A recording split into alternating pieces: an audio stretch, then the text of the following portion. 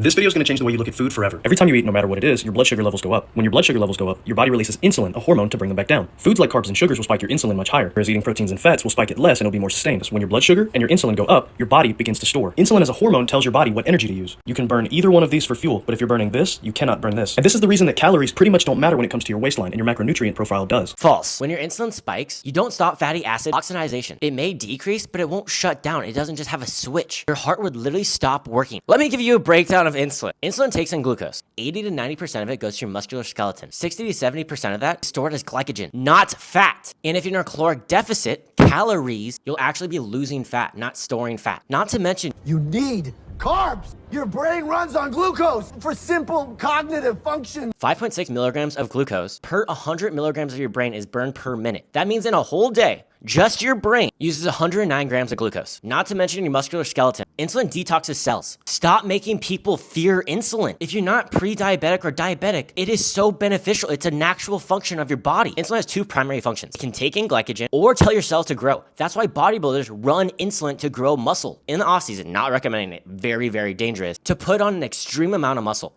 It is one of the most potent things you could do as a bodybuilder. Why would bodybuilders do that if it only makes you store fat? Your caloric consumption is all that matters when you're trying to lose weight. I'm not saying lose fat. If you want to lose fat, yes, you should have a high protein diet, have a good amount of healthy fats to regulate your hormones. And the rest you can fill up with carbs and fiber. Carbs are not the issue. Your insulin is not the issue. You are creating a problem and fixing it to sound smart and have an authority complex over your audience. Stop overcomplicating fitness and your fitness goals. I eat carbs in every single meal of the day. I am burning fat rapidly. Your muscle functions on glucose the best. Why do you think 80 to 90% of glucose goes to your muscle? Muscle likes glucose. And then they store it as glycogen to use later, not as fat. And you said you can't lose fat if you only eat carbs and sugar.